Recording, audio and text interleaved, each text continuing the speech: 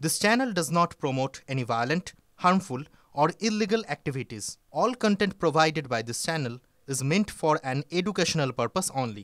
এই মুহূর্তে তৃণমূল কংগ্রেসের মধ্যে চলছেটা কি বলুন তো?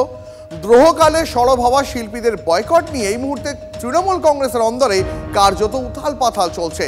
কুণাল ঘোষের বয়কট মন্তব্য খারিজ করে দলেরই চ্যালেঞ্জের মুখে অভিষেক বন্দ্যোপাধ্যায়। কুণালের শিল্পী বয়কট মন্তব্য খারিজ করে দেন অভিষেক। দলনেত্রী বলুন ভুল বলেছি, অবস্থানে অনড় থেকে পাল্টা কুণাল।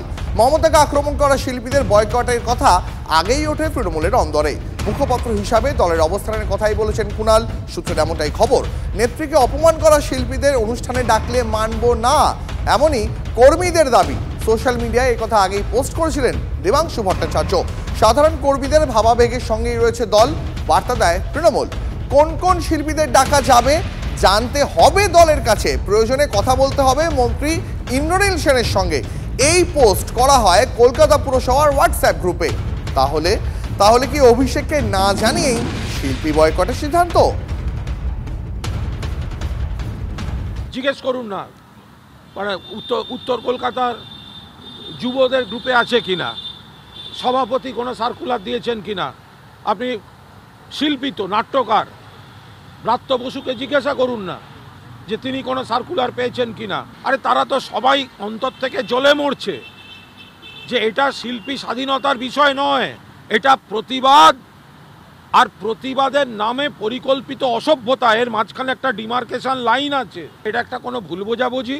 যেহেতু অভিষেক বন্দ্যোপাধ্যায় এই গোটা ফেসটায় আরজি করের সময়টায়, যেহেতু সেই সময়টা তিনি বাইরে ছিলেন এবং গোটা বিষয়টার মধ্যে ছিলেন না, যে কুৎসা চক্রান্ত ঝামেলা যারা আমরা সামলেছি, আমাদের জিজ্ঞাসা করলে আমরা বলে দেবো এই ডিফারেন্সটা কি। দিদিকে যারা আঘাত করবে আমি তারা তৃণমূলের প্রোগ্রামে আসবে এটা আমি মানতে পারবো না। আর আমার কনস্টিটুয়েন্সির মধ্যে তারা কেউ এলে আমি নিজেই তাদের বিরুদ্ধে স্লোগান তুলব। একদম দিদির সম্বন্ধে যারা বাজে বাজে কথা বলেছে, এরা কি শুধু দিদির সম্বন্ধে বাজে বাজে কথা বলেছে?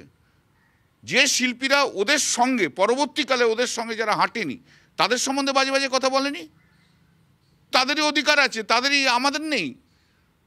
আমাদের সমালোচনা করার অধিকার নেই? আমরাও সমালোচনা করব, কেন করব না? আমি তো জানতাম কাক কাকের মাংস খায় না, এই সব শিল্পীগুলো দেখিয়ে দিল কাক কাকেরও মাংস খায়। আপনারা কি সেই সব আর্টিস্টদের কাছে আদৌ তাদের কোনো মত নিয়েছেন, যারা দিনের পর দিন সরকারের নামে বলল, মুখ্যমন্ত্রীর নামে বলল, এখন সরকারি শো তারা করবে কি করবে না সে বিষয়ে তাদের অবস্থান কি? অমুক অমুক অমুক অমুক পুরস্কার প্রত্যাখ্যান করেছেন। আমি আজকে আপনাদের চ্যালেঞ্জ করে বলছি যে পুরস্কার প্রত্যাখ্যান করেছেন মানে কি? মানে পুরস্কারটা ফিরিয়ে দিচ্ছেন, তার সঙ্গে তো পুরস্কারের অর্থমূল্যও ফিরিয়ে দিচ্ছেন। একজনকে দেখান তাদের ওই ডেটে পাসবই খুলে দেখাতে বলুন, এবং পুরস্কার যে তারা ফিরিয়েছেন তার প্রমাণ দিতে বলুন। এবার একবার আপনাদের মনে করে দিই, দলের মানে তৃণমূলের নাম্বার 2 অভিষেক বন্দ্যোপাধ্যায় তিনি গতকাল এই শিল্পী বয়কট প্রসঙ্গে কি মন্তব্য করেছিলেন, পাশাপাশি সেটাও শোনাবো কুণাল ঘোষ অভিষেক বন্দ্যোপাধ্যায়ের এই মন্তব্যের পর গতকাল কি বলেছিলেন। যেমন একজনের রাস্তায় নেমে প্রতিবাদ করার স্বাধীনতা আছে, কেউ যদি একটা প্রোগ্রাম করে কাউকে আনতে চায় তার স্বাধীনতা রয়েছে। এটাকে সেভাবে দেখা, সেই দৃষ্টিভঙ্গি থেকে দেখা একদমই ঠিক নয়। পার্টির তরফ থেকে তো কেউ নির্দেশ দেয়নি।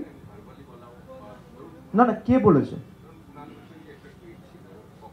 না, সে টুইটে ব্যক্তিগতভাবে তিনি বলতে পারেন। পার্টির তরফ থেকে কেউ নির্দেশ দিয়েছে? আপনি কোথাও কোনো বিজ্ঞপ্তি দেখেছেন, কোনো নোটিফিকেশন দেখেছেন?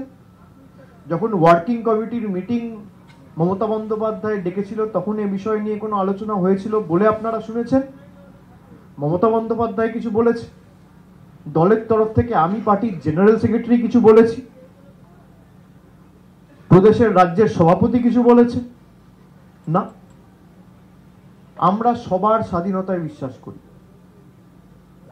আমি এগুলো, আমার কাছে একজন, আমি নাম করছি না, আমার কাছে 4 দিন আগে একজন শিল্পীর ফোন এসেছিল। সে বলল যে আমি শুনতে পেরেছি যে আরজি করার সময় আমরা প্রতিবাদ করেছিলাম বলে আমার একটা সেখানে শো করার কথা ছিল, আগামী সপ্তাহে হঠাৎ করে আমায় ক্যান্সেল করে দিয়েছে। আমি সঙ্গে সঙ্গে, যেহেতু উনি আমাকে ব্যক্তিগতভাবে চেনেন, জানেন আমাকে রিচ আউট করেছেন, আমাকে ফোন করেছেন, আমি সঙ্গে সঙ্গে যারা মেলা কমিটির সদস্য বা সভাপতি বা যারা কমিটিতে রয়েছে তাদের সাথে যোগাযোগ করি। তারা বলে যে এমন কোনো বিষয়ই নয়, এবং যিনি ফোন করেছিলেন তিনি প্রোগ্রামটা করছেন।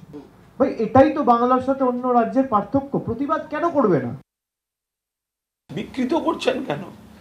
প্রতিবাদী মানে বয়কট একবারও বলা হয়নি।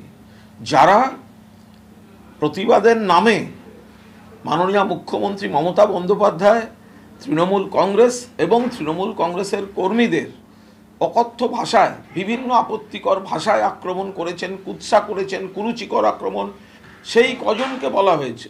এবং সেটা আমি তৃণমূল কংগ্রেসের একজন কর্মী হিসেবে যে আবেগ থেকে বলেছি, একদম ঠিক বলছি। নিজেদের বিবেক থেকে অবস্থান নেবেন, তবে এই বিষয়ে আমি আর কোনো কথা বলবো না। যা বলার আমাদের দলের চেয়ারপারসন মমতা বন্দ্যোপাধ্যায় বলবেন। মমতা বন্দ্যোপাধ্যায় যা বলবেন সেটা মেনে নেব।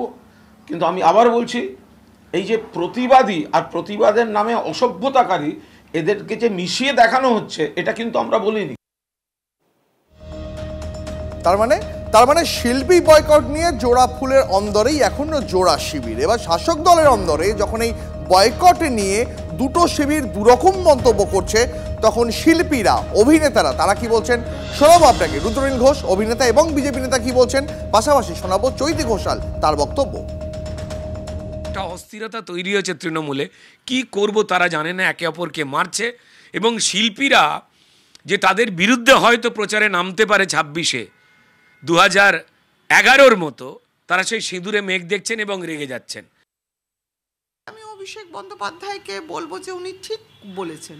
উনি ওই মান্যতাটা তো যে কোনো মানুষের, যে কোনো আর্টিস্টদের একটা গণতান্ত্রিক অধিকার, এবং মুখ্যমন্ত্রী তো কোনোদিন বলেননি এটা।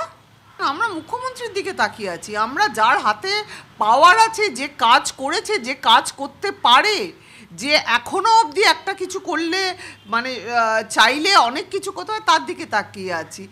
যারা শুধু ডায়লগ লেখে তাদের দিকে, এই ডায়লগগুলোতে কিছু আসে যায় না। না কেউ কাঁদে, না হাসে বোধ হয়। আমিও হাসলাম। আচ্ছা, তৃণমূলের অন্দরে এই যে জোড়া সুর, জোড়া শিবিরের গলায় এই গোটা বিষয়কে বিরোধীরা কিছুকে দেখছে। আমরা কথা বলেছিলাম বিজেপি নেতা জগন্নাথ চট্টোপাধ্যায় এবং কংগ্রেস নেতা সৌমাচার সঙ্গে, শোনাবো তাদের প্রতিক্রিয়াও।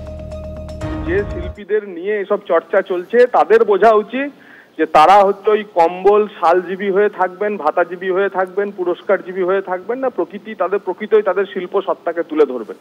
যদি প্রকৃতই শিল্প সত্তাকে তুলে ধরতে হয়, তাহলে ওই সরকারি কলামূলর বদলে তাদের আবারও দ্রোহকালের কার্নিভালের মতো প্রতিবাদে নামা উচিত। সেই হিম্মত যদি থাকে তাহলে বুঝবো যে এই শালজীবী, ভাতাজীবী শিল্পী, পুরস্কারজীবী শিল্পীদের হিম্মত আছে। তা না হলে বুঝবো যে এই সরকার যেমন, এই সরকারের অনুকূলে শিল্পীরাও তেমন। এদের শৃঙ্খলা রক্ষা কমিটি মানে ওই ধনেপাতার ক্যাশ মেমো আর কি। কখন যে কি বলে আর কখন যে কি করে, আসলে এটা একটাই নেতা, সেটা হচ্ছে বাকি সব ল্যাম্প পোস্ট আর কি, একটাই পোস্ট। ফলে কুণাল বাবুরা যা বলছেন ওটার মান্যতা থাকবে কি থাকবে না সেটা নির্ভর করে মাননীয় মুখ্যমন্ত্রী মমতা বন্দ্যোপাধ্যায়ের, অভিষেক বন্দ্যোপাধ্যায়ের মর্জির উপরে। এইসব দলে এটাই সম্ভব।